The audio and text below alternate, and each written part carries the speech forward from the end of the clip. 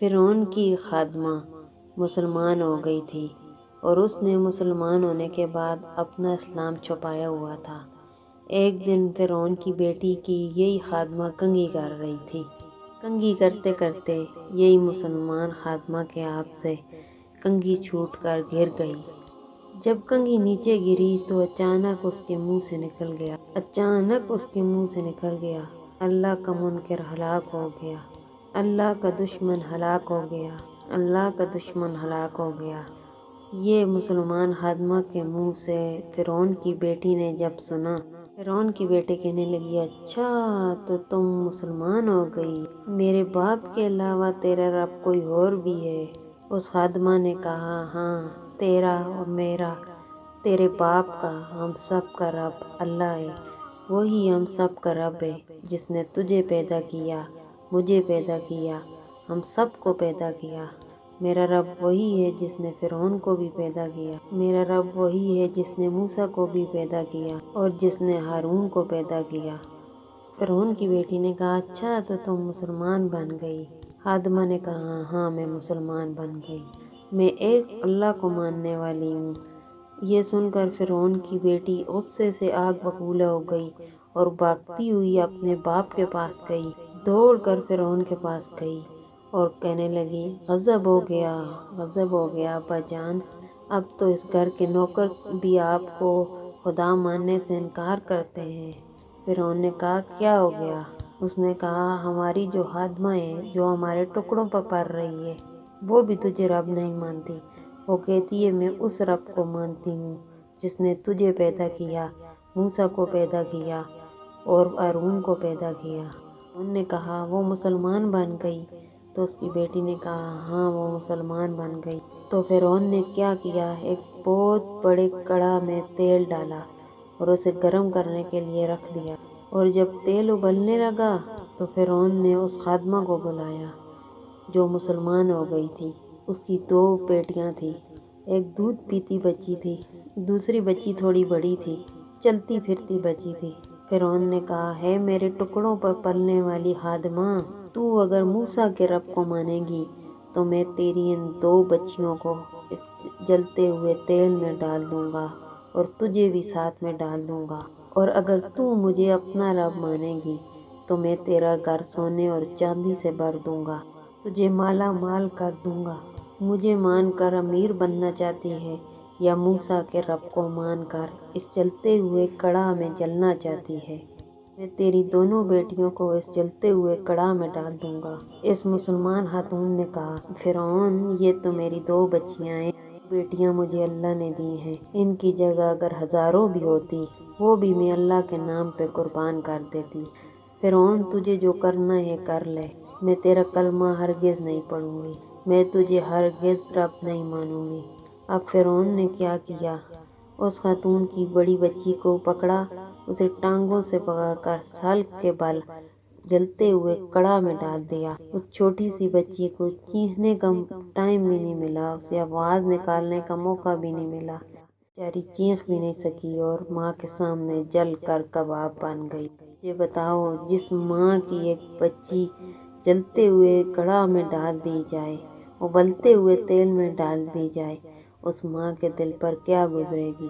ماں تو اپنے بچے کا رونا بھی برداشت نہیں کر سکتی، اس ماں کے دل پہ کیا گزری ہوگی جو اپنی آنکھوں سے دیکھ رہی ہے کہ میری بیٹی ابلتے ہوئے گرم کڑاہ میں جا رہی ہے، وہ بیچاری چیخ بھی نہیں سکی، کڑاہ کے اندر جاتے ہی وہ جل کر کباب ہو گئی۔ اور اب سنو، میرے اللہ نے جب اس ماں کے اندر غم اور دکھ کو دیکھا تو اس کی آنکھوں سے پردے ہٹا دیے۔ جب اس ماں کی آنکھوں سے پردہ ہٹا، اس ماں نے اپنی بچی کی روح کو نکلتے دیکھا، روح نکلی جا رہی ہے، ماں سے کہہ رہی ہے، اے ماں تو صبر کر، تجھے تیرا پھل بہت اچھا ملے گا، صبر کا دامن ہرگز نہیں چھوڑنا، ماں صبر کر، تیرے لیے بہت بڑا اجر اللہ پاک نے تیار کر رکھا ہے، تھوڑا سا اور صبر کر لے، بس ہم اکٹھے ہونے والے ہیں۔ اب فرعون نے اس خاتون کی چھوٹی بیٹی کو پکڑا جو دودھ پیتی بچی تھی، اس معصوم کو تو پتہ ہی نہیں کہ میرے ساتھ کیا ہونے والا ہے۔ اب فرعون نے اسے بھی टांगों से पकड़कर उबलते तेल में डाल दिया। वो मासूम फूल, वो नर्म नाजुक गोश एक पल में जलकर कोयला कबाब हो गई, जलकर पकोड़ा बन गई। दूसरी मर्तबा इस माँ की आंखों से पर्दा हटा। उसने अपनी छोटी बेटी की रूह को निकलते देखा। रूह निकल के जा रही थी और माँ से कह रही थी, माँ सब्र करो माँ, तेरे लिए आगे बहुत बड़ा अजर तैयार है। माँ, सब्र का दामन हरगिज नहीं छोड़ना, थोड़ा सा और सब्र कर ले, अभी हम इकट्ठा होने वाले हैं। और जब फिरौन ने माँ को पकड़ा, उस मुसलमान खादिमा को पकड़ा, तो उसने फिरौन से कहा, मेरी एक ख्वाहिश है, जाते जाते वो पूरी कर देना। फिरौन ने कहा, कौन सी ख्वाहिश है? उस खादिमा ने कहा, जब मुझे भी जला दोगे तो हम सब की हड्डियों को साथ मिलाकर एक ही जगह दफन कर देना। हम माँ बेटी की हड्डियों को इकट्ठा कर देना। बस यही मेरी ख्वाहिश है, खुदारा बस यही मेरी ख्वाहिश पूरी कर देना। फिरौन ने कहा, यह तुम्हारी ख्वाहिश हम ज़रूर पूरी करेंगे। फिरौन ने उस माँ को भी जला दिया, जलते हुए तेल में डाल दिया, माँ को भी राख कर दिया। जब तीनों जलकर कबाब बन गई तो फिरौन ने उन सारी हड्डियों को मिलाकर एक जगह दफन कर दिया। इस वाक़ये को देखकर हज़रत आसिया मुसलमान हुई थी। ये वाक़या देखकर हज़रत आसिया मुसलमान बन गई। इस वाक़ये ने हज़रत आसिया के दिल पर इतना गहरा असर छोड़ा कि कोई भी माँ अपने बच्चों को यूं कुर्बान नहीं कर सकती, हरगिज़ नहीं कर सकती जब तक हक सामने ना हो। एक बात और जो इस वाक़ये का हिस्सा है वो ये है, मेरे हुजूर अलैहिस्सलाम जब मेराज पर गए, जब हुजूर अलैहिस्सलाम बैतुल्लाह से बैतुल मुक़द्दस पर गए, जब वहाँ से आसमानों का उरूज हुआ तो नीचे से मेरे हुजूर अलैहिस्सलाम को तो जन्नत की खुशबू आ रही थी। जब हुजूर अलैहिस्सलाम को जन्नत की खुशबू महसूस हुई तो हुजूर अलैहिस्सलाम ने जिब्राईल अलैहिस्सलाम से पूछा, जिब्राईल बता तो सही ये जन्नत की खुशबू कहाँ से आ रही है? तो जिब्राईल अलैहिस्सलाम अर्ज गुजार हुए, हुजूर फिरौन की बांदी, फिरौन की वो खादिमा जो मुसलमान हुई और उसको उबलते तेल में डाल दिया गया, जिसकी दोनों मासूम बच्चियां उबलते तेल में डाल दिया गया, उनकी वो खादिमा अपनी बेटियों समेत इस मिट्टी में दफन है। ये खुशबू उसी मिट्टी से आ रही है, ये खुशबू उसी मिट्टी से आ रही है। उस वक़्त इनकी वफ़ात को 2000 साल गुजर गए थे, क्योंकि हज़रत सैयदना मूसा अलैहिस्सलाम और हमारे नबी के दरमियान 2000 साल का फासला है।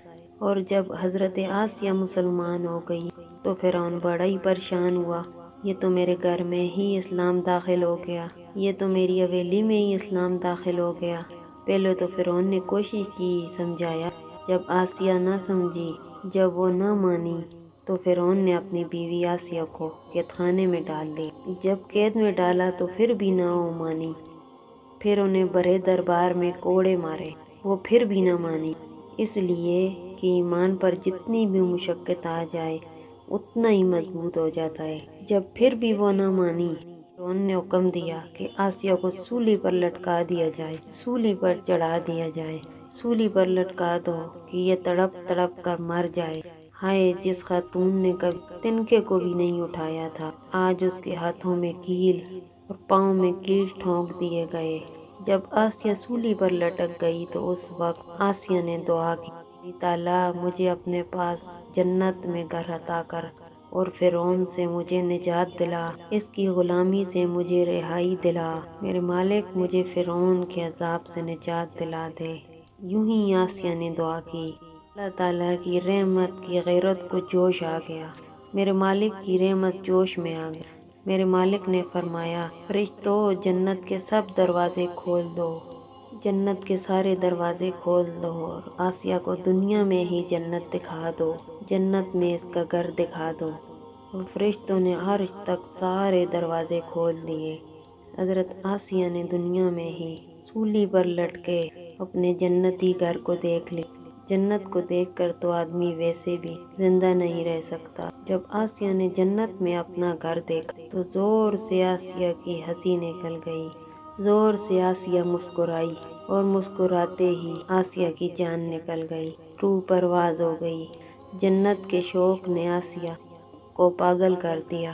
واقعہ ادھر ختم جب حضرت خدیجہ رضی اللہ تعالیٰ عنہ انتقال ہوا۔ انتقال ہونے سے قبل حضور علیہ السلام حضرت خدیجہ کبریٰ کو فرمایا، جب تو جنت میں جائے گی تو اپنی سوتن کو میرا سلام دینا۔ جب تو جنت میں جائے گی نا، اپنی سوکن کو میرا سلام کہنا۔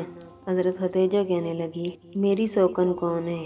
حضور میں تو آپ کی پہلی بیوی ہوں، میری سوکن کون ہے؟ تو میرے حضور علیہ السلام نے فرمایا، خدیجہ فرعون کی بیوی آسیہ کو اللہ نے جنت میں میری بیوی کا مقام دیا ہے۔ فرعون کی بیوی آسیہ کو اللہ نے اتنا مقام دیا، اتنی شان عطا کی، اتنا وقار دیا، اتنی عزت دی ہے، اللہ تعالیٰ نے اسے جنت میں میری بیوی قرار دے دیا ہے، بیوی بنا دیا ہے۔